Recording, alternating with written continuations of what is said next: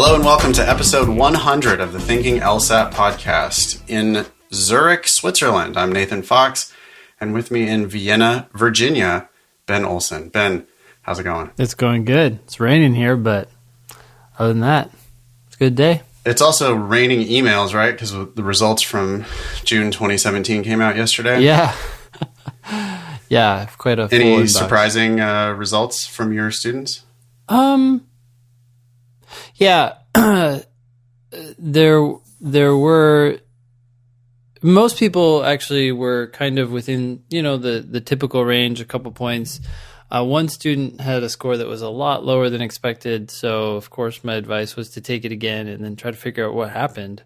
Because when a score drops, way below 6-7 points below your practice tests, something must have happened, and trying to figure that out and planning to take it again, because it just doesn't make sense to go into the application process, I think, with a score that's so much lower than your clear potential. So, but other than that, yeah. Yeah, and you can still apply early even with a September LSAT score, right? We're saying before Halloween this year, so yeah, everybody still has one more bite at it to apply early. That's going to make them still be able to apply early for all of the early decision programs, and also just to have their apps in early for regular admissions. So there's kind of like no reason not to take it again in September if you got anything less than what you were hoping for on the June exam. Yeah, I agree. Today on the show, we are going to hammer through a bunch of listener emails. We've been, kind of catching up on our backlog of emails. Thank you for sending so much mail to help@thinkinglsat.com. We really appreciate it. I wanted to talk a little bit about, we have made it to episode 100, Ben. Did you ever think it was going to happen? I don't know if I actually ever even thought about it. So I guess the answer is no. But, only until recently did I start thinking about, I guess we're getting close to 100 episodes. I mean, you've mentioned it before, but I don't know. We record this podcast, and then it's like hit stop. And other than the emails we get, there's not a whole lot of thought that goes into this, right? No, I mean, we do interact with the audience quite a lot because they email help@thinkinglsat.com quite a lot. They also email us individually. They tweet at us. They post on our website, which is thinkinglsat.com. So we're always interacting with the audience. I guess it's also really unintended or unexpected that, your students listen to it. My students listen to it. Mm-hmm, mm-hmm. We have people in law school listen to it. It's been surprisingly successful. Anything you've learned or anything that, what are your hopes, Ben, for the next 100 episodes? Oh, wow. Let's see if we can actually get there. What are my hopes? Boy, again, I need to think about this more. What are your hopes?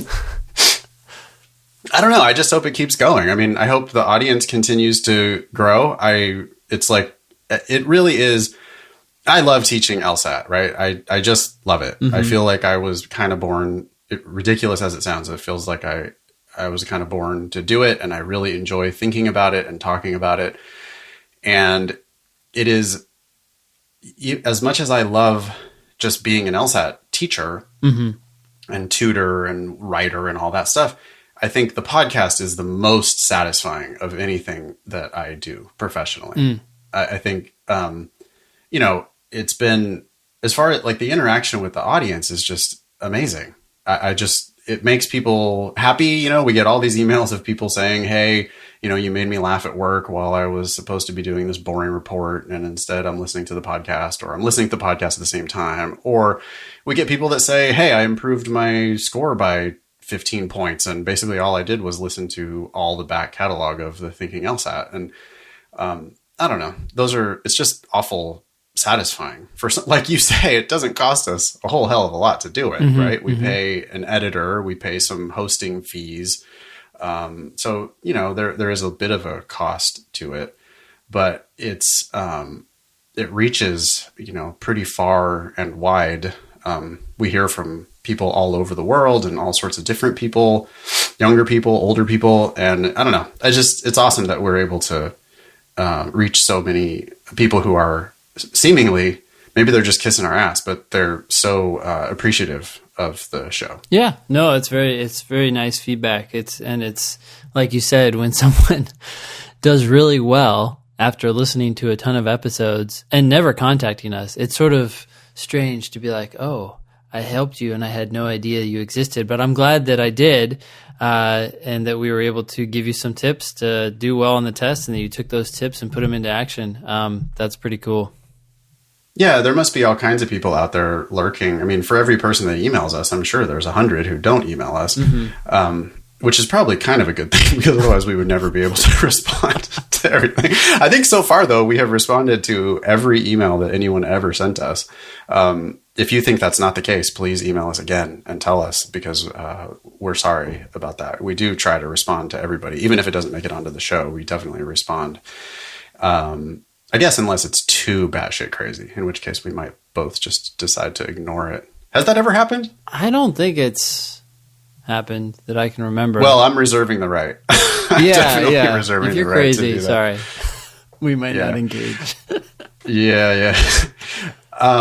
The other thing, when I look back on 100 episodes, is it's been awesome to get to know you, Ben, in a weird kind of a way, right? Like, we've met face to face once, and we have also talked like every week or every other week for now, what is it? 3 years, I think, that we're going on. Yeah. It's either 3 or 4 years. Yeah. I think it might be 3 years, because we started it in the summertime. I remember we started it in June, because it was right around the time of my sister's wedding. But yeah, reaching 100 episodes and now we've had 100 of these, hour long or more conversations. And, no, I just really appreciate all the time, you've put into it. We've been amazingly reliably consistent about actually getting together and doing it. Right. Yeah. The scheduling and everything has been surprisingly easy, because we just kind of do it. We both just sort of show up at the appointed time. I mean, stuff gets in the way sometimes and we can't. But like right now, you're at home and I'm in Europe and we're still able to pull it off. So it's just, that's amazing. And then I guess the other thing is just how much, I think I was talking about this last episode, so I'll shut up, but how much I have learned about the LSAT as, through these episodes. Yeah, I think that we're, at least initially, especially, we looked at the test differently, and probably still do to some extent, just by the nature of our personalities. But I think that by kind of hearing your take on it so many times, and me, when I share my take, it's like we've kind of come to the middle ground on a lot of things, I think, and I feel better for it. Yeah, and I mean, we also just, I think both are exploring new territory together, right? Because we end up kicking it back and forth in ways that it's like, oh shit, neither of us have ever even made it, like never put it together, like really quite that way. Yeah. And so I think that is also, it's quite nice. And I guess if I had a hope for the next 100 episodes, I hope we get to episode 200 and I'm still feeling like, wow, we did this and I actually learned a new trick, like some subtlety of the test or some interesting way to present it or something like that. Yeah. Because I really do. I end up saying your name all the time in my classes and with my students and stuff. I end up being like, well, Ben thinks about it this way, or on one of the episodes of the podcast, I hope you're listening to the podcast, on one of the episodes of the podcast, Ben formulated it this way. And, so yeah, I really do hope that, that's still happening when episode 200 rolls around. Yeah. Yeah. And I've done the same for you, especially with the, my favorite is then, if for the necessary and sufficient assumption questions, if the answer makes you win, then that's sufficient. If it makes you lose, then that's necessary. I tell people that all the time. So when it's false. Yep. It makes you lose, but yeah. Yeah. Oh wait, what is it? That no. Oh shoot. I'm just fucking with you. Okay, so anyway, that's our special episode number 100. Yeah. Now we're going to return to the previously scheduled, just going through all these listener emails. Cool. Yeah. Okay, I can read the first one. It says, "Hello. Okay, I will do the fanboy thing right off the bat and say I love the podcast and appreciate what you guys are doing for all of us. I have learned quite a bit, though I just recently started listening. Here's my background, what I need help with. My name is Jordan. Don't care if you use it on the show. Okay. And I will be a senior at a small university in Wisconsin. I have a poor GPA, 2.75, due to goofing off in my early years and not focusing until my junior year. After deciding to go to law school, I got a 3.5 in my spring semester of junior year, though it was my largest and most difficult course load. I hope law schools will take this into account, though I know it is most likely irrelevant. Due to this factor, I have become basically obsessed with scoring a high LSAT score to make up for my embarrassingly low GPA. You want to tackle any of that? I have a couple thoughts. I mean, he just finished the spring semester of his junior year, so he just had this good semester. Yep. Which means that he still has 2 more good semesters to go. Mm-hmm. Mm-hmm. And, my first bit of advice is no, an increasing grade trend absolutely does matter. Mm-hmm. And, you're up to a 2.75 now. It must have been even shittier before he got his 3.5 this last semester. Yeah. But now it's up to a 2.75. That seems like 3.0 is within striking distance when you've got one more year, right? I would think if he got a 4.0 this next year, he would get it up to a 3.0. Yeah. Seems likely. Whatever he gets it up to, though, what would be more valuable is the fact that he got a 3.5, then, even higher, a 4.0 or something like that.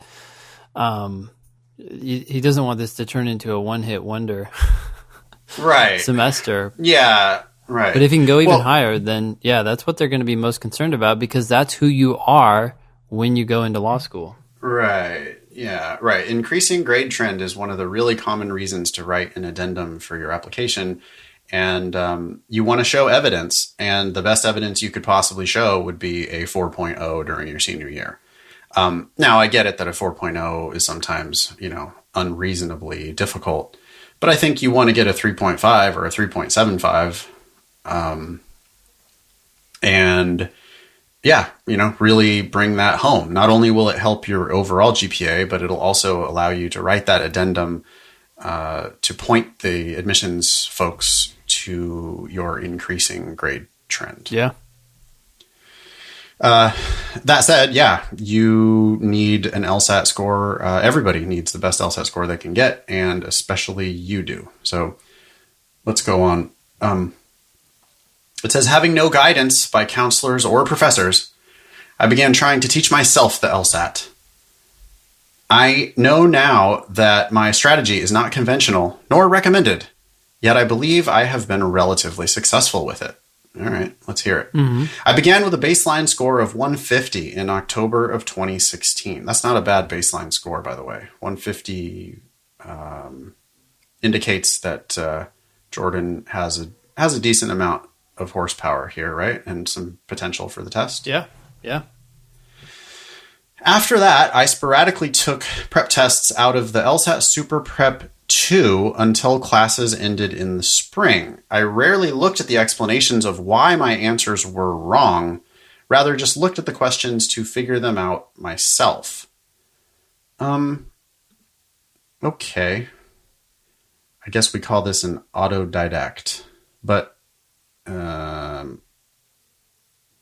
I would think that I never have really looked at the explanations in the Super Prep 2. I think they're probably not so great for teaching, but I bet they're pretty good, like logically sound. Yeah. Yeah. So I'm wondering why Jordan is not sometimes looking at those explanations. He's got the book right in his hand. Yeah. I would think, you might let them. So I would review And then I would also look at that official explanation. I mean, that's the official explanation from the makers of the test. Yeah. Okay. Anyway, a couple months later, when classes ended, I began taking prep tests out of the LSAC prep test books and continued that same strategy of self-reviewing. Out of prep tests 52 through 70, I have dropped below 160 once. That was a 158. And I've seen a high of 168. My average is 165. Wow. Okay. So already self-prepped from a 150 to a 165. Awesome. My question after listening to the last podcast is whether it is smart to take an online course if I am taking the September 16th test. Is there enough time? Will I get enough out of it? I worry that because my scores vary so greatly that I am not truly understanding why I am getting the correct answers when I get them, like you guys so often speak about. Though I consistently score above 160, I would rather assure a great score because of my low GPA and great need for scholarships. Are either of your classes online? And are they doable in that short amount of time? Best, Jordan. Go ahead, Ben. Sure. So the answer to that last question is yes. Both of our classes are also available online. And yes, they're doable in that short of time. In fact, a lot of people from my online class for the September LSAT just started, even today. And I think someone who's already scoring in the mid 160s can work through the material faster than many people who are scoring lower. Yet the plan is for those people, everyone, to try to get through most, if not all, of the class in preparation for the September LSAT. So I would definitely recommend an online class. Actually, I think that could be more valuable for the student because he could move through the material at his pace as opposed to maybe necessarily waiting, for the class to move slower, at least in some cases. And so, yeah, it seems like a good fit. Yeah, I would say so too. Averaging a 165 is awesome. It also indicates that there's a lot of stuff about the test that you just don't understand. Yep. Your inconsistency, ranging between 158 and 168 also indicates that there are things that you don't understand. And so I'd almost be certain that he would get something out of my class or your class. Yeah. Ben's website, by the way, is strategyprep.com. My website is foxlsat.com. You can find all the information about live classes, online classes, private tutoring. Everything is all on our websites. So please go there if you have any questions about the services that we offer. I think you make a good point, Ben, about he's probably a better candidate for online because he's scoring a little bit higher and because he has a short amount of time. Because he, like you say, he could totally just skip stuff. Like if he got certain logical reasoning questions right, and he doesn't really care to listen to an explanation, then he doesn't have to. In a live class, you kind of have to sit through the program, right? There's no skip button on the live classes. Same thing with, if your weakness is in logic games, you could do Ben's online class and just do the game stuff. Yeah. Or if your weakness is just logical reasoning, you could just do the logical reasoning stuff in one of our online classes. And, if you look at what Jordan's talking about here, he's talking about, I really need a great LSAT score because I have a shitty GPA. Furthermore, I have a great need for scholarships. Yeah. And so if you're going to pay, whatever it is, something less than $1,000, let's say it's $1,000. If you're going to pay $1,000 and if that $1,000 ends up getting you 4 more LSAT points, I think there's potential that it could be a lot more than that. But if it gets you 4 more LSAT points, 4 more LSAT points can easily get you $100,000 of scholarship money. Yeah. For the same school that you would have gotten into with 4 points less or lower. Yeah, for sure. Absolutely. You would have been middle of the pack with a 165, but now you're above the 75th percentile with your 169. And that 4 points made all the difference to you. And I do think that there is a big return on investment possible there. So even with only a couple months, I don't hesitate to recommend that Jordan do your class or my class or whatever. But I would just guess, if you have the option to get some help, and if it's going to eventually possibly be free law school as a result, it seems like a kind of an easy no-brainer investment.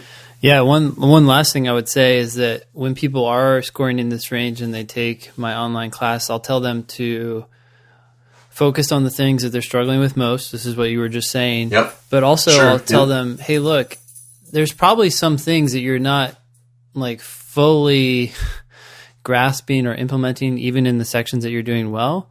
So for those videos and things that are related to those sections, watch them time and a half or double time, and then just slow down for things that are like, oh, wait, I hadn't thought about that. Let me review that and implement that. So they can sort of cover all those things, but cover them quickly and just focus on the videos that are most relevant. But still, there's like videos that go over harder questions, and just by watching them fast, I think you can just make sure that you're thinking about it the right way and picking up little things that you're still not doing yet.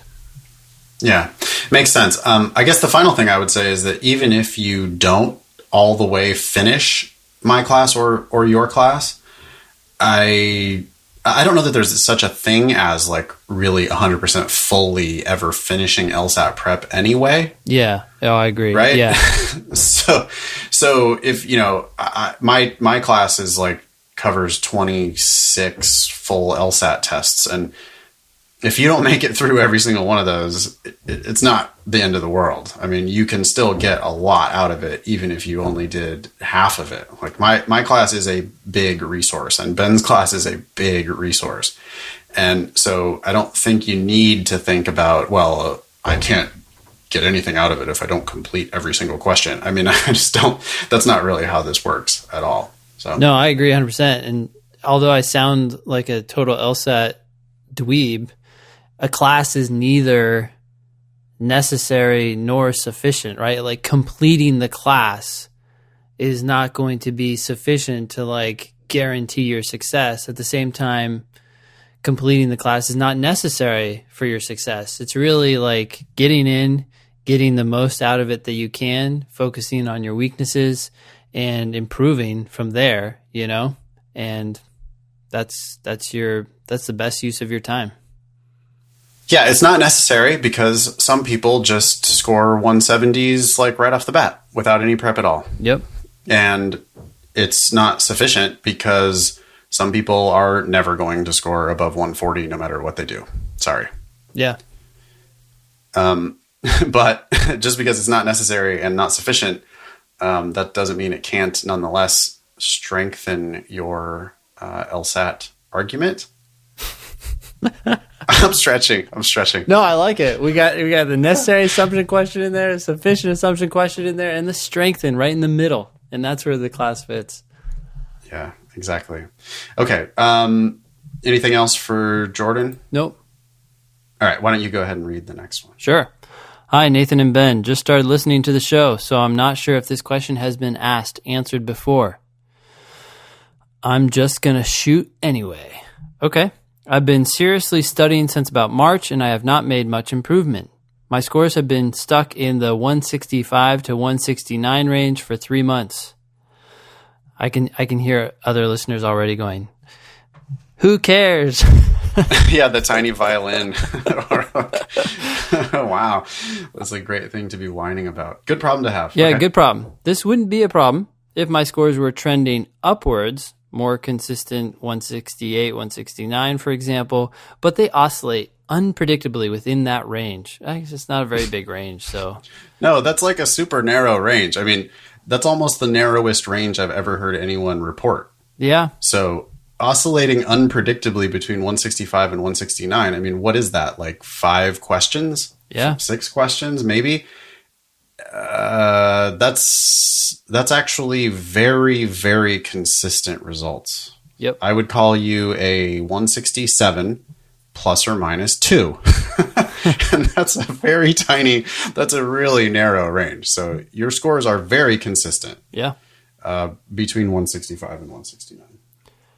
Okay, so then I've been repeating prep tests for games and using Seven Sages blind review method for reading comp and logical reasoning. All right. What do you suggest for students stuck in that range? How do I trend upwards and break 170? The episodes I've listened to have been great. Looking forward to tuning in for the next few months. All right. Hey, Julie, she said we could use her name. Yeah. I'm so excited when this happens because it's so rare. Me too. Anyways, Julie, I would keep going. That's my main suggestion. And make sure that you said that you're doing blind review, Seven Sages blind review. In other words, you're reviewing the questions before you look up the right answers, which is good. I would want to know how that's going. Are you okay, so first of all, you finish a section, and I think Seven Sage actually suggests to go back and go over every question in the entire section, which I feel is overkill. Yeah, which seems dumb to me. Yeah. Yep. Mm-hmm. So if you were to do what we usually suggest, and that is to go back to the questions that you weren't sure about, how many of those are you getting wrong initially? How many of those that you initially got wrong are you now correcting and getting them right before you look up the right answer? Right? Let's say there were 5 questions that you reviewed, and you kept your original answer on 2 of them, changed your answer on 3 of them. Did you now get them all right, or are you still getting them wrong after the test is over and you're doing this blind review? If so, why? Because you have all the time in the world. You can think about every answer choice. You could even go to bed if you want to and wake up the next morning and be like, okay, this is what I think about it. It's a little crazy, but it's really forcing yourself to get into what each sentence is saying in the passage and in the answer choices. And can you, get them right untimed? If not, then there's probably, maybe you need to push yourself a little bit harder there if you're still getting them wrong untimed. The other question I would have is, how many questions are you blindsided by? In other words, like, let's say that there were 5 questions you weren't sure about, and so you went back and you reviewed those, and then when you actually graded the section, you're like, holy cow, I got question 13 wrong. I thought that I got it right. I had no qualms with that question, and lo and behold, I got it wrong. Why'd you get it wrong, and what's going on there? Yeah, I mean, I think that's a solid way to be reviewing, right? Mm-hmm. People a lot of times, they retry it one time and then they miss it again, and then they look at the answer and then they justify it to themselves. Yeah. I mean, that's almost as bad as not blind reviewing it in the first place. Yeah. Because you're not really thinking about why you picked the wrong answer and why you didn't pick the right answer and how you can avoid that mistake in the future. Yeah. The other thing I would say about Julie's specific case is that she does seem like an awfully good candidate for private tutoring. Yeah, given where she's scoring. I mean, I think private tutoring, I don't know. I mean, I haven't seen you do private tutoring, but the way I do private tutoring, I especially like private tutoring with people who are scoring like high 160s or 170s. Mm-hmm. I think that's when it's the most appropriate, is when you're scoring high 160s, low 170s. Yeah. I think you can get the most out of it when you're already at that point. Also, I frequently think about tutoring as like the reason you do it is to get unstuck. Mm-hmm. And she's specifically asking, hey, I'm stuck in this range. How do I get unstuck? Well, I'd be surprised if we did one private tutoring session. I would be surprised if she didn't, have a few moments where, oh, wow, I never thought about it that way. Yeah. Yeah. So because it sounds like she's just, really kind of self-studying. Yeah. And so, not to be too self-serving and make this too much of a commercial, but Jordan seems like a particularly good candidate for an online class, and Julie seems like a particularly good candidate for 1 or 2 private tutoring sessions and see how it goes. Yeah, no, I agree. For the next 100 episodes, we're just going to tell you what to do that will give us more money. That's the plan.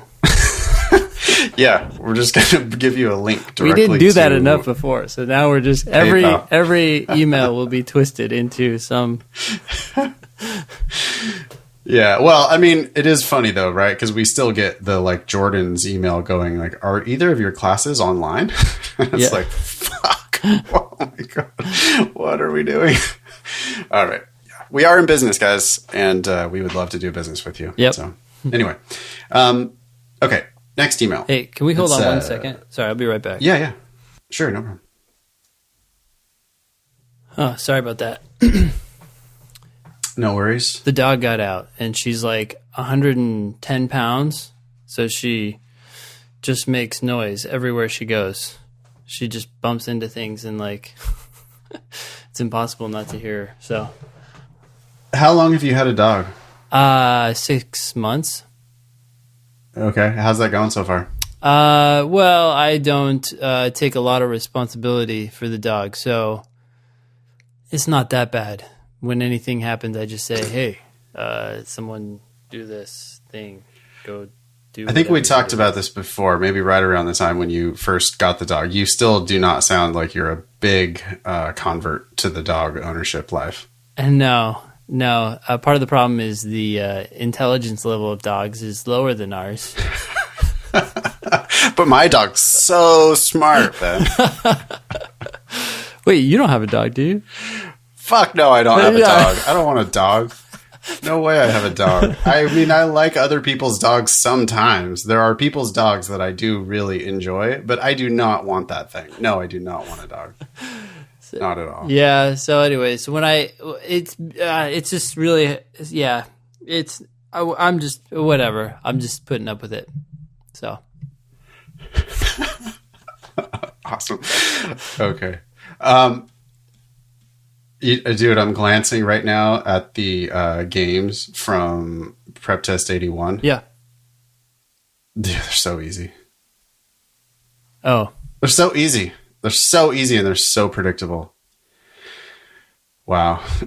All of you who took the June 2017 test, that is an easy set of games.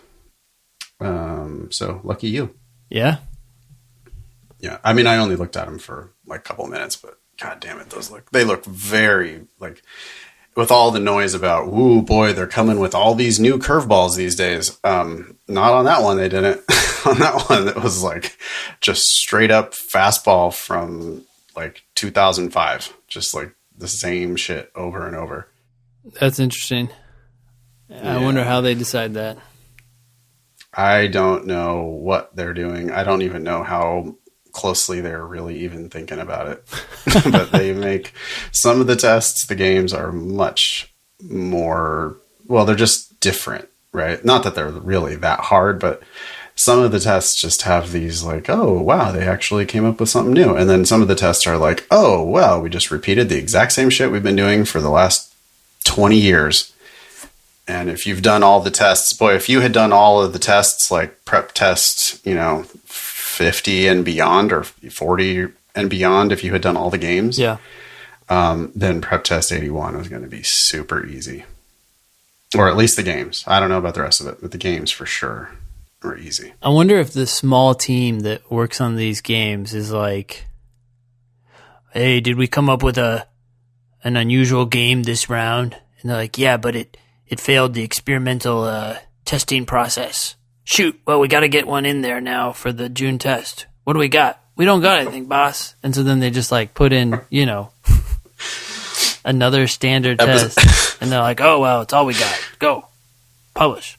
Episode 100 is the debut of Ben's LSAC voice. Yeah. Well, actually, makers of the test. I've used this LSAC voice before. Oh, you have? Yeah, but not on the podcast, maybe. So My bad. But I also imagine them when they like write questions that, logical reasoning questions, that someone used the word always, and then someone else who's like in some boardroom or something with a cigar, usually that's the image in my head at least, is like, hey, why'd you use always? That's too easy. Change it to invariably. People don't know invariably as well. So that's what I imagine. I'm sure it's much less glamorous. Oh, excellent. So we got the smoky back room with a cigar. Yeah. Wow. All right. Why are you using always? That's such an amateur word. Anyways. Wow. Okay. Love it. All right. This next email. Mm-hmm. We finally, this one's been on the agenda for weeks. We finally get around to Mark from Utah. Hey guys, love the podcast. I had a specific question for you. I'm getting married at the end of August and still want to take the LSAT in September.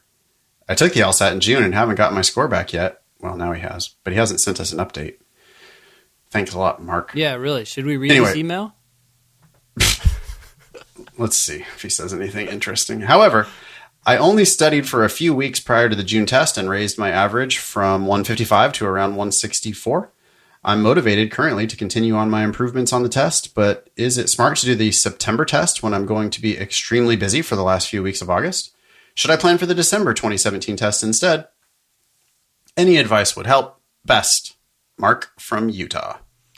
So I remember punting on this question and just asking him where he was getting married, where he was going on a honeymoon, and whether his in-laws like him. And he said that he's getting married in California.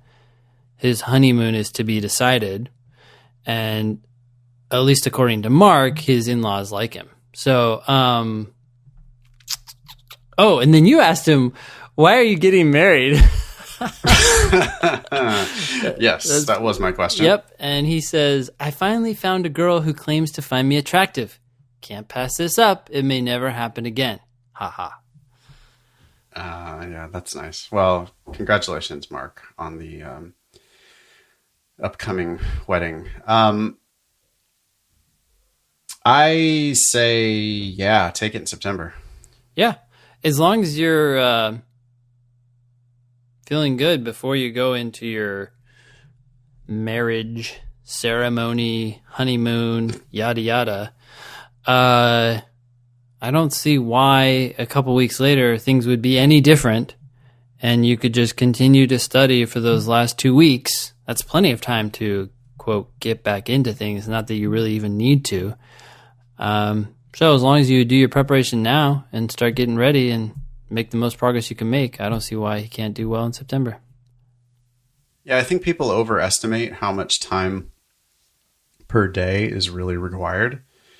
And I don't know. How much time does it take to get married? Really? When you're the groom, how much time does it really take? It doesn't. Yeah, that's the thing is you can just sit down and do a game for 15 minutes.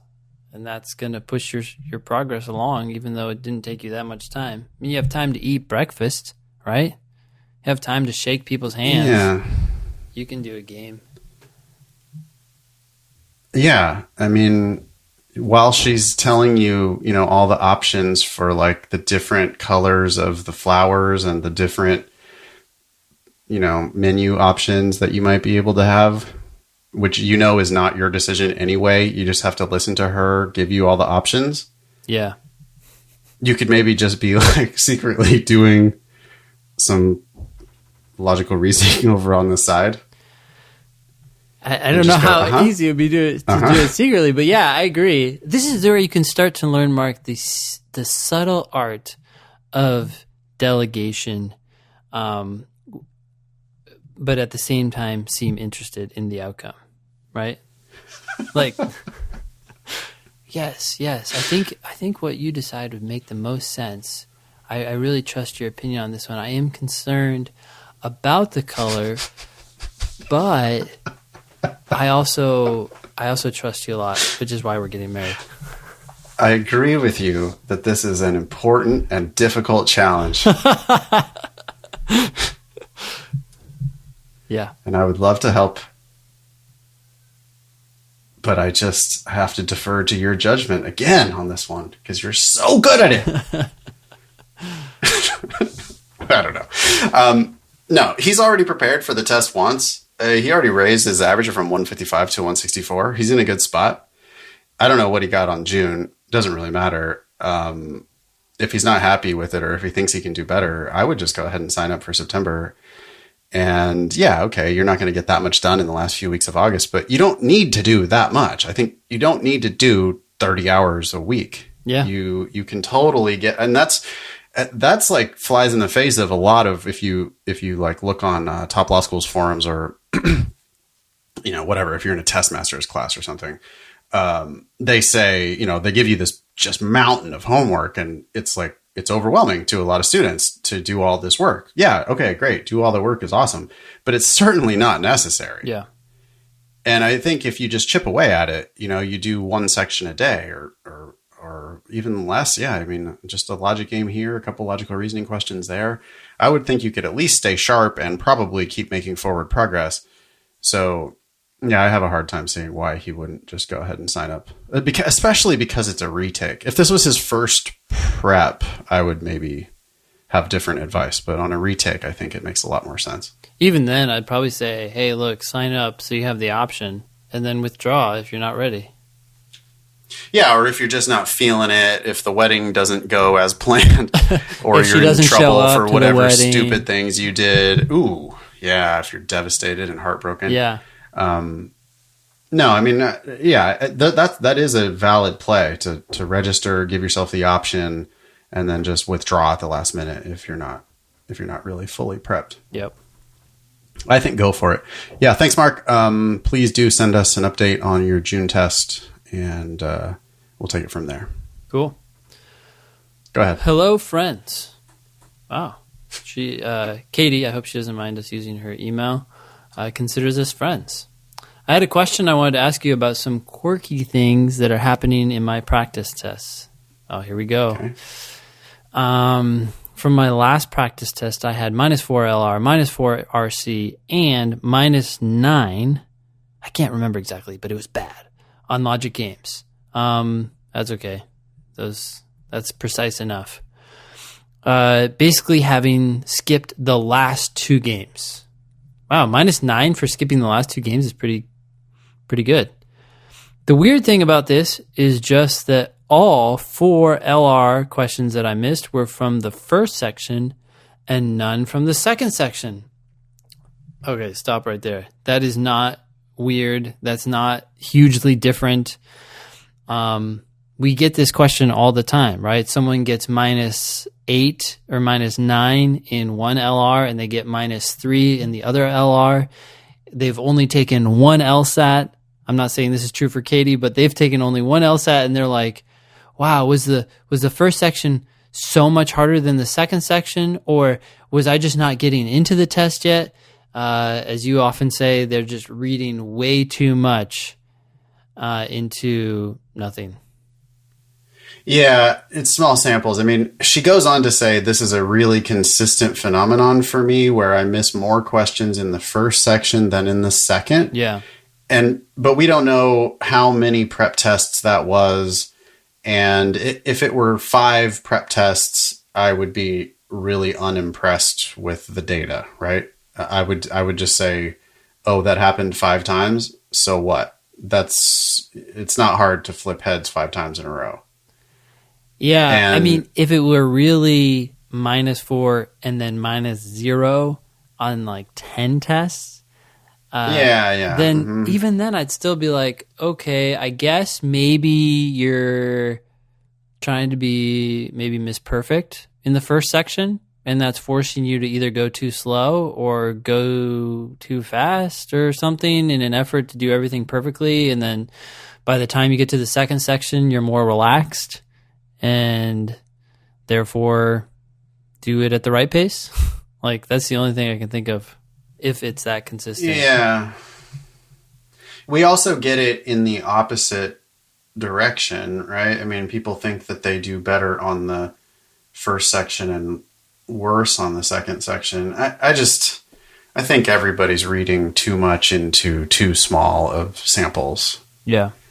So I don't really think that she needs to worry about this. I mean, by the way, if you go on, her next sentence is going to reinforce our hypothesis. Okay. Also, in reading comprehension, I missed questions 6 and 7 and then 13 and 14. And it's also a pattern that I miss multiple in a row when doing RC. She says, I know you both would say that you should never get questions wrong that early in a section. Wait. We don't say that you should never get questions wrong that early in a section. Right? No. I mean, you do want to be really critical of your mistakes that you make early in the section. Those questions are probably easier. And so you probably should not be missing very many early in the section. But I'm looking for like 9 out of the first 10 and 13 out of the first 15. So, if she missed 6, 7, 13, and 14, she's slightly off. Like, I think she's missing too many questions early in the section. Yeah. But I don't know that she's like, it's not like a disaster that any one of those individually were missed. I also look at what she's doing here. She's looking at one test. Yeah. Saying I missed 6 and 7 and then 13, 14. And that's also a pattern that I missed multiple in a row. Well, again, it's like if you were to flip heads and flip a coin 10 times in a row, like you're going to see these weird streaks in there. Yep. You're going to be like, well, it's a pattern that every time I always get 4 tails in a row. It's just not very hard to do that. Yeah. It's almost unlikely that you wouldn't do that. You're not going to get heads, tails, heads, tails, heads, tails, heads, tails, heads, tails if you flip 10 times in a row. Of course, you're going to get a couple heads in a row or a couple tails in a row. And so, yeah, I just think this is, again, I understand where it comes from. People are really invested in their results. They justifiably want to do very well. But I think you're just looking too close at too few data points, and you're finding patterns where they don't exist. And instead, I think you need to be looking at these individual questions. Like, let's talk about question number 6. Yeah. Why did you miss that one? That's exactly what I was going to actually say next. I mean, she goes on to say, I looked at the question types and there's no pattern in it that they're all XYZ or ABC type of question. I agree with that completely. That is the norm. Most people don't have a question type in particular that's giving them trouble. What they have trouble with is something inside the question itself. Either they're not taking the time to identify the conclusion, or they're not taking time to recognize what's wrong with the argument, or they have some misunderstanding about what premises actually are and that you have to just accept them as true or something like that. Like, that's the underlying pattern that I would be looking for. Sometimes I'm working with a student one-on-one and it's like they misidentify the conclusion in a weaken question, and then they get the question wrong because they're ultimately trying to weaken like a premise or something. And then we figured that out and we talk about, what the conclusion is and how it's significant and how it's up for debate and yada, yada. Then we go on to another question, totally different question type. It might even be in reading comprehension and, or just whatever. And we're talking about it again. And it's like, wait, you didn't think about the conclusion in the same way you didn't think about the conclusion in the last question we did, which is a totally different question type. But that's the underlying problem and pattern.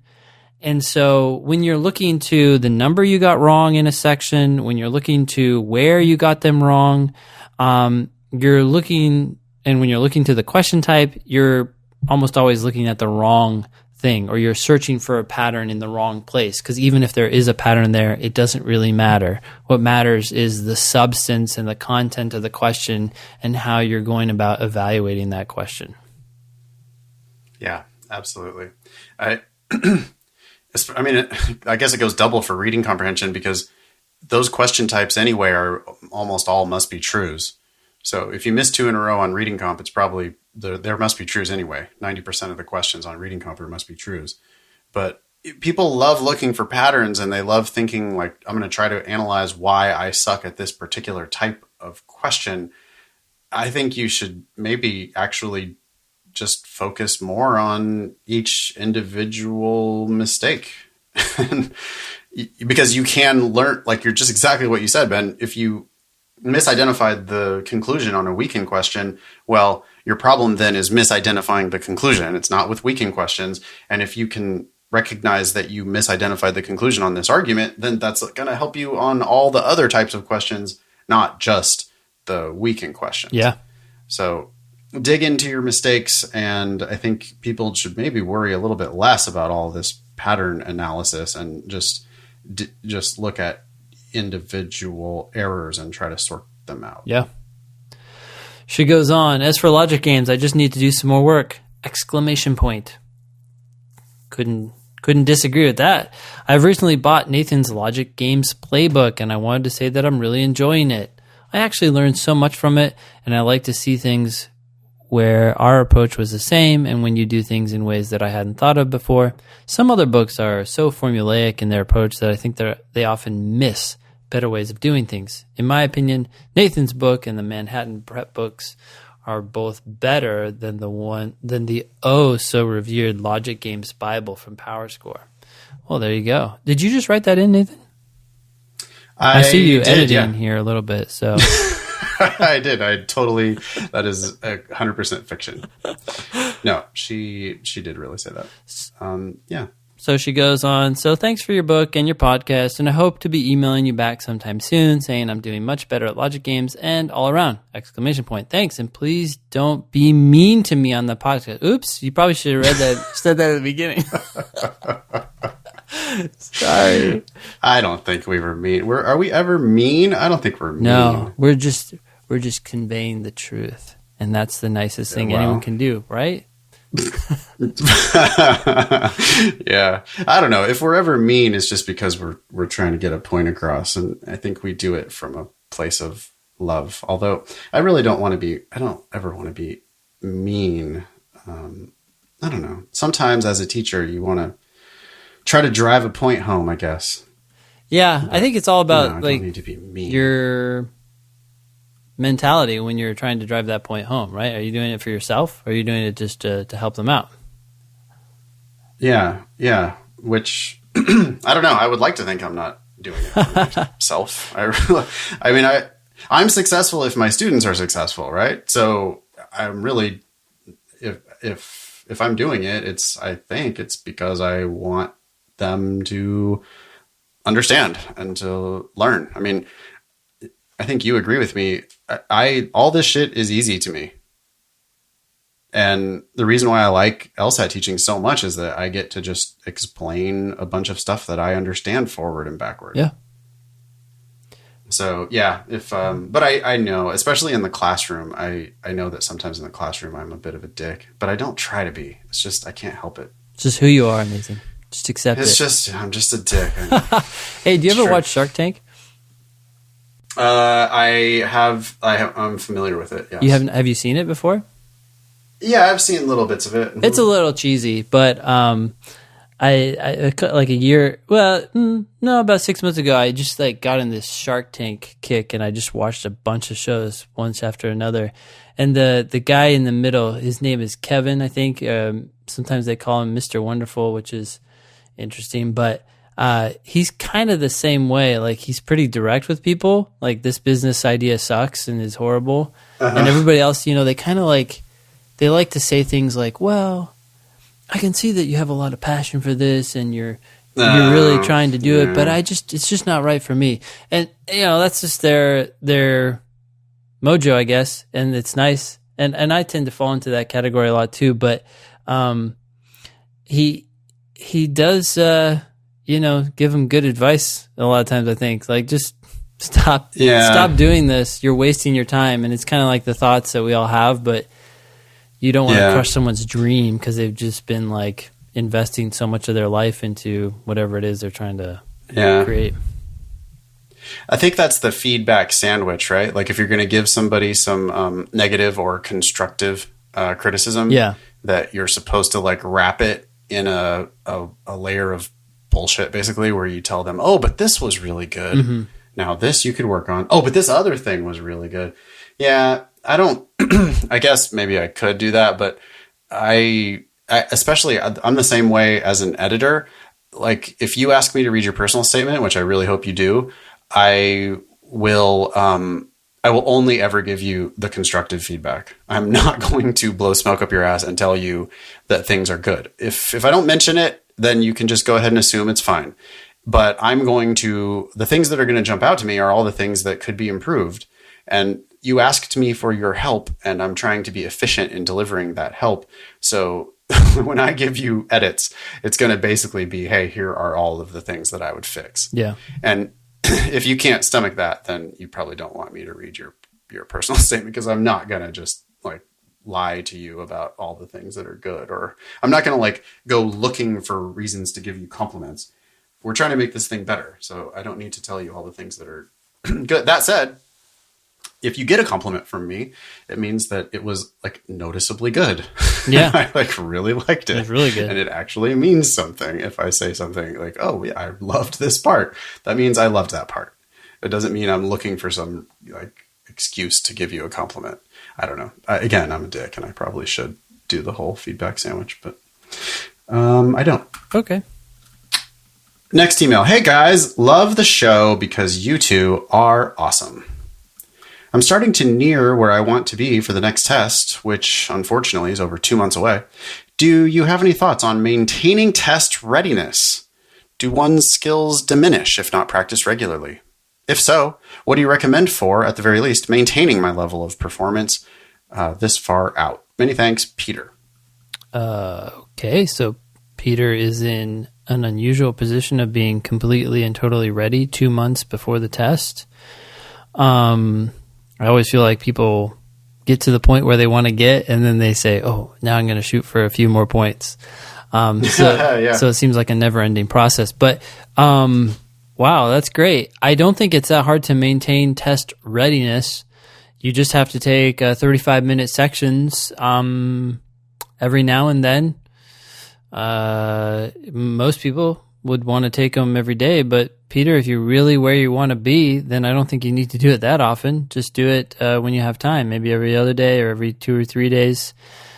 Check in with the test by taking a time section, reviewing it, and seeing how things go. And if things start to go south, then that's your little monitor telling you maybe you need to pay attention more when you're doing these sections, or take things a little more seriously, or maybe you're not as far along as you thought you were, or something like that. Yeah, totally. One test a week, I think, would be enough. Actually, I think that would be probably more than enough. Mm-hmm. If you're ready, I think one test a week. So that's like a section every other day. I think is totally plenty. Now, assuming you're actually still reviewing your mistakes, you might as well try to pick up another couple of points, I would say. So, whatever questions you're missing, I think you should still be digging in and trying to figure out why you made those mistakes.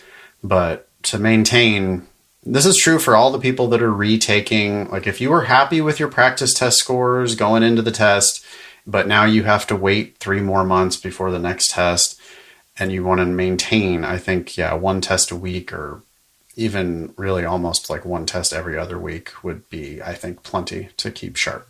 Sure. And then just, if you're doing it every other week or whatever, then maybe the last 3 weeks you do it every week, whatever, like easy. Yeah. I don't think it's that hard to stay sharp. When you have a lot of time, it's just a good problem to have. So, I mean, because our ideal prep program is like, well, you should probably have like 3 or 4 months to prep anyway. Yeah. And then start doing one section every single day. Mm-hmm. Until you get your scores where you want them. And then when you do, then probably you can tone it down to a section every other day or something like that. Yeah. Cool. Next email. Yeah. So this is from Adam, and he says that this is obviously about the June LSAT. That RC was a bitch. Ooh, okay. Whoa. Games were easy, as you just pointed out, Nathan, but that is not why I'm emailing you. I listened to your prep podcast on the way to the testing center. Wow, someone actually did it. And spit my coffee out onto my dashboard when you mentioned the person with the most pencils. Why? I was that guy. I took and sharpened 10 of them from my office on the Friday before the test. I panicked a bit when I heard the podcast. I was driving and thinking, what am I going to do? Now everyone is going to be looking at me and telling Nate and Ben that they're all making fun of me. If only we had that much influence. I'll tell you what I fucking did. Jeez, that's number 2. I embraced it.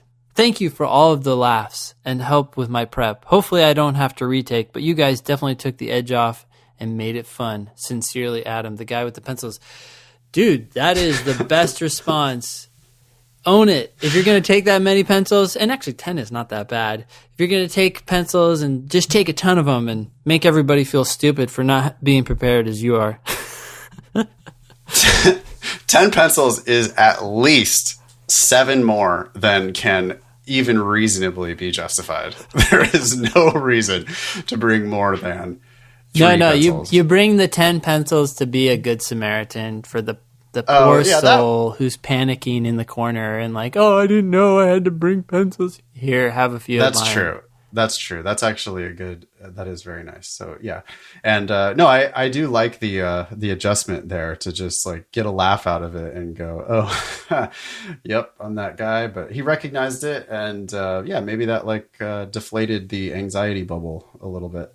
Dude, that is the key to happiness. Yeah. Don't be all things to all people. Just accept the reality, right? Pretty much all of us are average in 90% of what we do. We're only awesome in a few things, if that. So. Yeah, absolutely. So he realized that he's the guy who brings too many pencils, and he just said, fine, I'm that guy. That's cool. Thanks for listening, Adam. Thanks for the note. That made us both chuckle. That's awesome. Hi, Nathan and Ben. First of all, thank you so much for doing all you do and creating the Thinking LSAT podcast. I've only recently found your show, but I've listened to probably 15 to 20 episodes in the past 2 weeks alone. That's 80 to go, buddy. Yeah, totally. I find myself either really thinking about the things you say or laughing out loud as I'm driving home from work, working out, or wherever I'm able to listen. I know I've heard you guys read emails just like that a million times on the show, but it still stands. Well, thanks. I was emailing in because I have a question about the importance of location in choosing a law school. I apologize if you've addressed this in depth on the show. Feel free to direct me to the episode number, and I'd be happy to have a listen. Yeah, but we're too lazy to do that. Instead, it's going to be easier to answer your question than to find the previous episode. Absolutely. We do have, the whole archive on thinkinglsat.com, though. And if you use the Google machines to search thinkinglsat.com, you probably would be able to find answers to lots of common questions. The show notes, I looked back today and I realized that we didn't really have any timestamps in the show notes all the way up to at least like episode 45-ish or something. We didn't have any timestamps, but now we have timestamps and everything. So if you have a specific question and you want to see if we've addressed it, do some searching on thinkinglsat.com and see what you come up with. I originally come from the Midwest and went to school at Iowa State. I graduated in 3 years, but before my sophomore year of school, I had some pretty serious family issues and my GPA took the hit. I went from a 3.67 to a 2.73. Yikes. I know. I ended up graduating with a 3.25 cumulative. So my first question, assuming I write an addendum to explain my lower GPA, do you think it's necessary or helpful to include that I graduated in 3 years total, which means I lost a year of time that I could have improved my GPA? I plan on explaining my subpar GPA, but wasn't sure how much detail I should go into. That's the first question. What do you think about that? Yeah, I would mention it. I wouldn't make a big deal of it because you're also going to start raising questions like, well, why did you take 3 years? Why not take 4? So I would just mention it like as a side note. That's not really the point of your addendum. And then the point of your addendum should be why. I mean, you said you had some pretty serious family issues. The problem with this phrase is that I feel like it's overused today. Like, you wouldn't believe how many people have family issues, and that becomes an excuse for not going to work, for whatever. And so, at least when I see that, it's not that I don't believe you, and I don't believe that those issues might be very serious, but I feel like you're going to have to add some more details. Otherwise, it just sounds like a potential cop-out. Sure, lawyers like evidence, and it sounds like that sounds kind of conclusory, like a magic words, like, oh, well, yeah, family issues, stand back. And yeah, so, I mean, I also wouldn't, like, overshare too much. Mm-hmm. Yeah, but yeah. I think maybe there's a line you can kind of thread that needle and try to come up with something a little more helpful without oversharing and explain some of those family issues. I do think that I like the 3 years total. That's a fact. It's a differentiating factor because not too many people do that. I think you could probably easily justify it by your family issues. I mean, even if it's not true, like, well, because of these issues, whatever they are, I was supporting myself and I really needed to get into the workforce. So I graduated in 3 years. Sure. But I think I could have gotten my GPA back up to that 3.6 if I would have taken another year of school. I just couldn't because of whatever. I don't know. That's not a bad argument to make. Okay, second question. As for my second question, how much does geography really matter in choosing a law school? With an emphasis on employment prospects in the area. Additionally, where would you rank it in terms of the most important things to consider when choosing a law school? I know Nathan's going to say don't pay for law school, don't even go to law school. But after that consideration, where would you place the location geography issue? Location matters more the lower ranked the school becomes. So for the top 14 or so, location doesn't matter as much. I mean, it still matters. You're moving there. You're going to start creating a life there. Chances are... Matters for personal reasons a lot. Matters for personal reasons. It also matters for... unless you're talking about Harvard, Yale, Stanford, those three, people are still going to be drawn more to the school that's local than a similarly ranked, highly ranked school from far away. I mean, if you look at law firms in DC, they're pulling a lot of people from Georgetown and even GW, even though GW is not in the top 14. So location does play a big role in where people hire. Yeah, in DC, you're going to think Georgetown is better than Berkeley. And in the Bay Area, you're going to think that Berkeley is better than Georgetown. Yep. Or even if it's not those exact two schools, sure, you could make that similar comparison all over the place, right? I mean, on the East Coast, they think Harvard's better than Stanford, and on the West Coast, they think Stanford's better than Harvard. That's probably a better example. So, yeah, it does matter. But like Ben said, the big ones, and that actually includes Georgetown and Berkeley, you can get jobs all over the country with those schools, and it doesn't really matter all that much. He goes on to say, though, my end goal is Boston. Which, well, if your end goal is Boston, then I would have a pretty strong preference to going to law school in Boston. It's the beginning of your legal career. Yeah. I mean, all the connections that you make, not only professors, but your like internships and whatever, summer clerkships and your colleagues and everything that you do while you're there. You break up with your girlfriend and marry some new girl from law school, because that happens. All that shit is going to be related to the school you went to and the city you were living in while you were going to school. Yeah. So, and Boston has plenty of schools. Goes on to say the law schools in Boston go from Harvard 3, BU 23, BC 26, Northeastern 65, down to Suffolk 140 and below. I'm using the US rankings here. I hate them as much as you guys do, but I'm not sure how else to rank them. Well, for one thing, we could use the above the law rankings instead, right? Yep. That we've decided are better. Okay. Anyway, I have a lot of family that went to Harvard, but not enough for them to sacrifice my GPA, lowering their numbers by accepting me as a candidate. So he's not going to be like nepotism at Harvard. I would really like to get into Northeastern, which is only 65th ranked, but also not sure if I will have the numbers for that. My first LSAT practice without any studying was a 159. Whoa, he's going to do fine. I mean, yeah, 3 point. Well, I mean, maybe they really care about grades at Northeastern, but with a 159 first practice test with no studying means that you really are a great candidate to reach 170. Mm-hmm. And I don't think Northeastern's turning down a lot of people with a 170.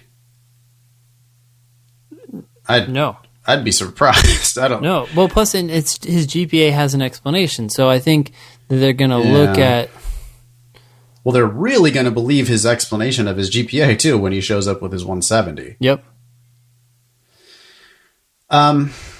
Basically, I want to know if you guys think it would be worth going to a lesser ranked school in order to end up in the city I ultimately want to be in. And you know, the thing he's forgetting there is that when you go to a lesser ranked school, you also likely end up with scholarship money. Yeah. So now you can actually trade down in law school rankings, which we've decided we don't give a shit about law school rankings, or at least not as much as, you know, a lot of people do. Well, especially if he takes a look at above the law and sees where Northeastern and BU, BC rank. Maybe they're doing much better than these numbers suggest because their employment records are good. Yeah, somebody should make a spreadsheet. I mean, this probably exists, but I'm not going to do it. And I don't think you're going to do it, Ben. I think somebody needs to make a spreadsheet of the U.S. News rankings minus the above the law rankings minus the U.S. News rankings. Wait, no, the other way around. Wait, I'd add them together and divide by 2. Just average them. Nah, well, I was going to say, because people use the U.S. News rankings more than they use the above the law rankings, I think. Okay. U.S. News rankings are so well known. Sure. What I was going to say was if you look at like the delta between those two, that you might be able to find some hidden gems. Yes. So I was going to say the same thing when you said that. That's funny. Like if Northeastern is ranked 35th on the above the law. Yeah. And now we have 65 on U.S. News minus 35 on above the law. And then Northeastern gets this delta of 30. And that might put it on the hidden gem. It might be a pearl instead of a turd. Pearl instead of a turd. It's basically, I mean, we're not actually talking about money here because all law schools cost the same ridiculous, unfortunate amount. But in essence, it's underpriced because with the lower ranking, you're probably going to have a better chance at getting a scholarship. And so real money is here. Exactly. With the lower U.S. News ranking is what you're talking about. Because more people pay more attention to those U.S. News rankings. So if you find something that is higher ranked on the above the law rankings and lower ranked on the U.S. News, that would seem, as Ben says, like a good target for scholarship. Here, this is actually something we got to do. So we do your Delta plan. We take the above the law. We subtract the... Other way around. U.S. News Rule Report. We subtract the above the law. We look for, and then we sort them. And then you have... Yeah, we rank them. Yeah. And that's called the Pearl versus Turd law school rankings. Yeah. Or Pearl in the Turd. How about that? You're searching for the pearl in the turd. It's like a needle in the haystack, except for instead you're searching for a pearl in the turd. Pearl in the turd. Also, Pitt for short. So, Pitt law school rankings coming to you from... not exactly the Thinking LSAT, but a Thinking LSAT listener who is kind enough to do the heavy lifting for us. You're going to be the new MVP you'll be the MVP of July if you do this. So whoever out there wants to do it, we will be happy to see those and we'll talk about them on the show and post them to the website. Yeah. So thanks in advance for whoever's going to do that. Okay. Any advice on the topic would be helpful. Thank you so much. Sincerely, Sam. You know, I'm a big advocate. We've talked about this a lot. I'm a big advocate of trading down in the rankings and living where you want to live / getting money. So it does depend, of course, on what you really want to do. We didn't hear this from Sam, did we? Like what Sam wants to do? Yeah. Big law or something like that. Yeah, if Sam's like, hey, I really want to make $180,000 straight out of law school, well, I mean, that's just not happening a whole hell of a lot if you go to Northeastern. Yeah. So if that's your ultimate dream goal is to make a shit ton of money, then you probably do have to go to, a school, the highest ranked school you can possibly get into. You need to totally kill it on grades and you're going to have a miserable life, but good for you. Good for you. Well, there's some people that are just that crazy. Like I know plenty of those people. Some of my best friends are that crazy. Yeah. I would have a miserable life if I tried to do that to myself. Yeah. So, I would just, Sam needs to be, clear about what his goals are here. Yeah. P.S. I left you guys a review on iTunes. Thanks so much for that, Sam. And I was shocked that there were people who gave you 1 star. Probably just a Kaplan prep teacher angry that you guys exposed them. Oh, I remember when Sam said this. I was like, wait, what? And I went back and it was there was a 1 star from a long time ago when we first started. Someone said they complained that we speculate too much or something. Our audience loves that shit. Otherwise, they would not be listening. Yeah, sorry. We probably sold the podcast to you in the wrong way.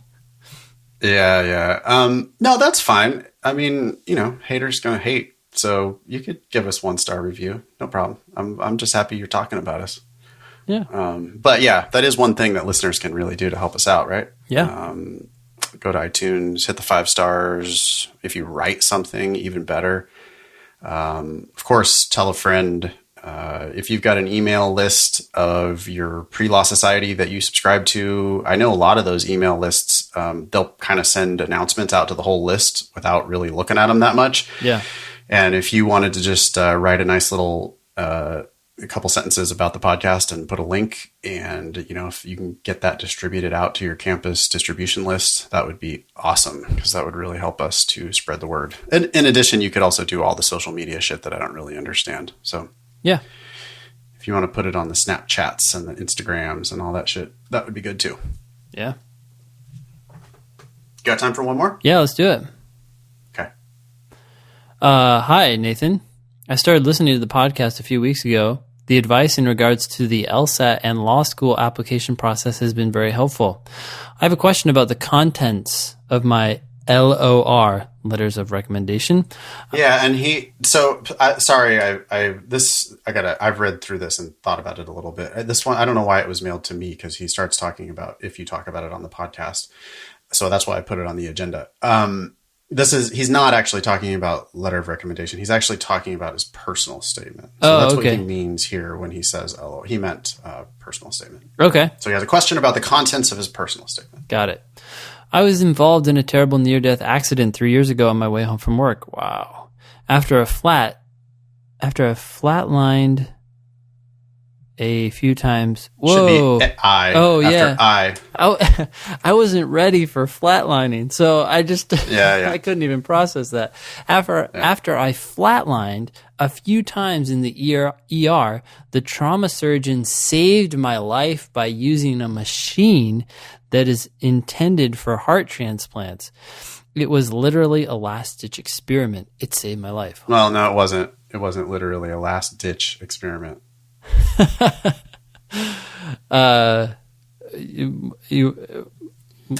was figuratively a last-ditch experiment. Oh, yeah. It wasn't literally. It was a last-ditch experiment. Yes. Okay. Anyways, proceed. Sorry. You almost died, and now I'm mocking you. But anyways, yeah. Way to go, Nathan! It saved my life. Wow, we've never had an email like this. This is amazing. That's why I put it on the agenda. It's awesome. In this accident, I broke both. What? What is that?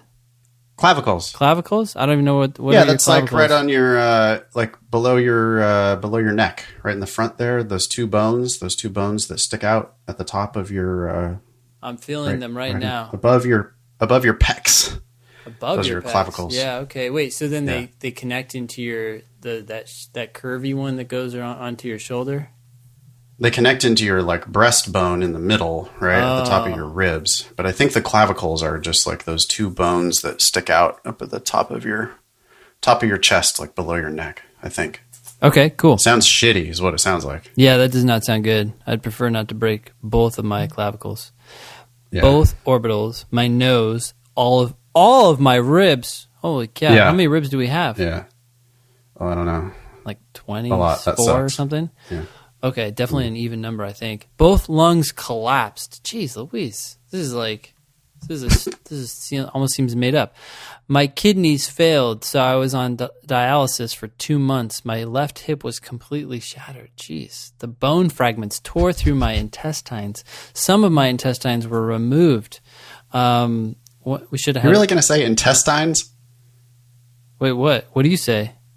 I would go intestines on that. Dude, it's intestines. For sure.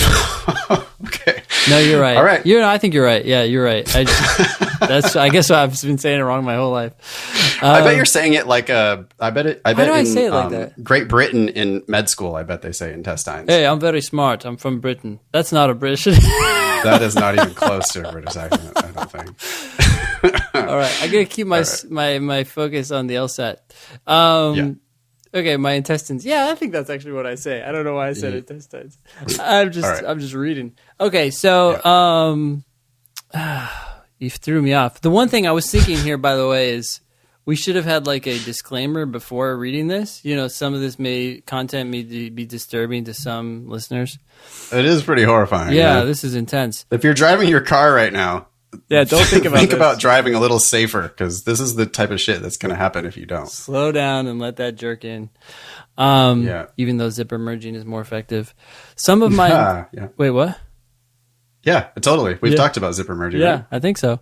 Yeah. Some of my intestines were removed. Oof. One of the fragments missed the artery in my hip by 1 millimeter. My left hip had to be reconstructed with metal plates, pins, and screws. This surgery was so long and traumatic that there was a 75% chance I would not live through it because of how weak my heart was. If the surgery had not been done at that time, the bones would have started to set and I would have been restricted to a wheelchair the rest of my life. Wow. Okay, he continues. Or she. I suffered a very serious traumatic brain injury in the accident. I was able to overcome this and return to work 15 months later. I've now been back for almost 2 years. Fortunately, I've had no mental complications from my TBI. TBI. Oh, traumatic brain injury. Got it. Yeah. I have done some practice LSATs and have scored quite well. Cool. Do you think it would be a bad idea to include the fact that I do have a TBI? I wrote my letter about how I overcame such a traumatic experience and how it changed my outlook on life. I'm just going to answer that question right now. If your LSAT score is good, I don't think they're going to care about your TBI. So, at the same time, it may not necessarily advance your application in any way. And I'm not worried about the TBI as much as I'm worried about TMI. Yeah, you know what I mean? I agree. And by the way, this is it's a little bit oversharing here. I appreciate it. I get it. And I'm glad that this redacted listener is sharing a lot with us because they, genuinely want, our thoughts. But boy, if you put all this out there, just in a personal statement, even everything you've said up to before we get to the traumatic brain injury, it's already so much and so horrifying that I just don't know how adding in the traumatic brain injury really adds anything to your case. Yeah. You already have every one of your ribs broken and both lungs collapsed and all dialysis and everything else. I just don't know that you need the TBI. I think is now too much. I don't. I'm having a hard time seeing how it helps. Yeah, I agree. I like the fact that you said TMI. The TBI is TMI, but now that we're talking about this, one thing that I would be really interested in, and I would like to know what this person, what Redacted ended up writing in his or her personal statement. There's all this stuff that happened and this horrible stuff, and holy cow, I mean, this is one thing to live through, but I'm actually more interested in how you felt about it. And I'm hoping that's what your personal statement is about. But the fact that you lived through it is incredible, and I'm amazed that you made it, and I'm glad that you've worked through it and come back to work and stuff. But how do you feel about it? Do you feel like you see the world differently, or does it just this is shit happens and hey, this is what happened to me? I don't know. I feel like was there something that came from this? It would be interesting to know, or just what you might convey. He says he wrote his personal letter about how he overcame such traumatic experience and how it changed my outlook on life. So, apparently I don't remember that. I just think, well, because we got caught up on the TPI or whatever, but I do think that sure, why not? I think you could totally write a successful personal statement about your crazy traumatic accident that you had, and I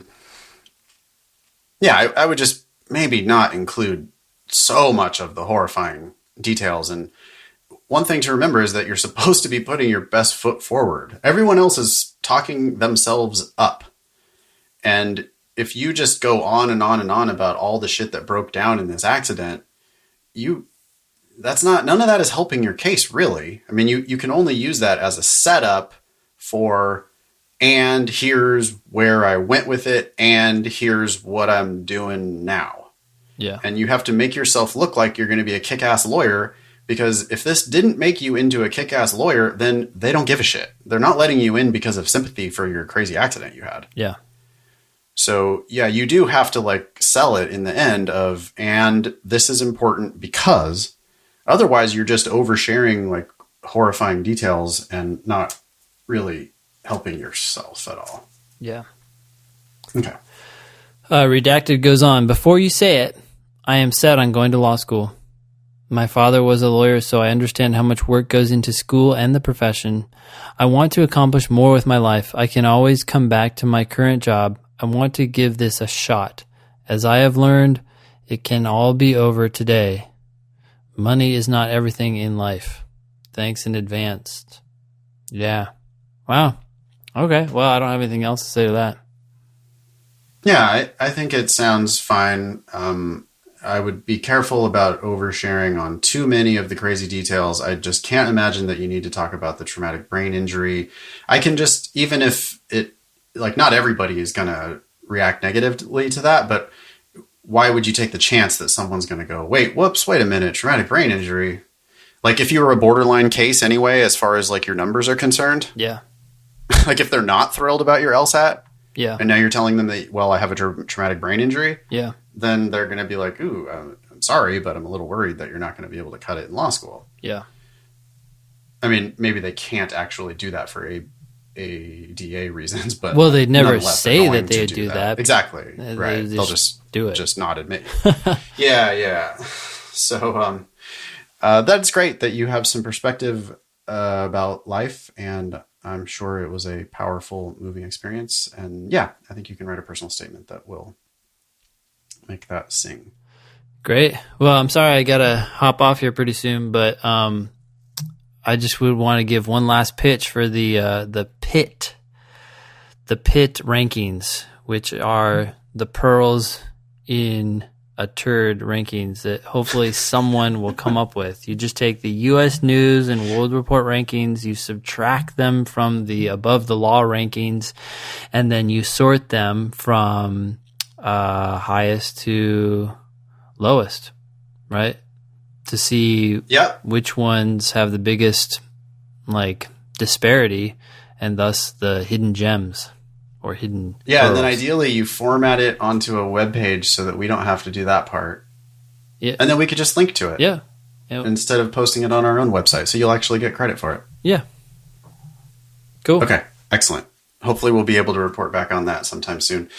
Thanks everybody for listening. Remember, you can go to thinkinglsat.com/blog/subscribe if you'd like to get a newsletter every time we publish a new episode. Of course, you can also just subscribe to us on iTunes or the Apple Podcast app or Stitcher or whatever podcast app you use, and it'll get put directly into your feed every time we serve up a new episode. Thank you very much for listening. That's 100 episodes in the bank. Literally. I don't really know what to say about that. Literally in the bank. Good times. Okay, beautiful. Thanks, Ben. I will talk to you. Let's see, where will I be? Well, we're going to have to talk about scheduling because I'm flying back to the States next week. But boy, we still got this email backlog to get through. Or yeah, we got at least a few of them. So I don't know. If you want to do it a little earlier next week, we could move it up in the schedule, and I could talk to you from Italy, which is where I'm going next. Okay. Yeah, And then I'm maybe going back maybe home. Monday or something. Yeah, okay, cool. We'll see if we can make it work. Thanks again, everybody, for listening. We will talk to you next time.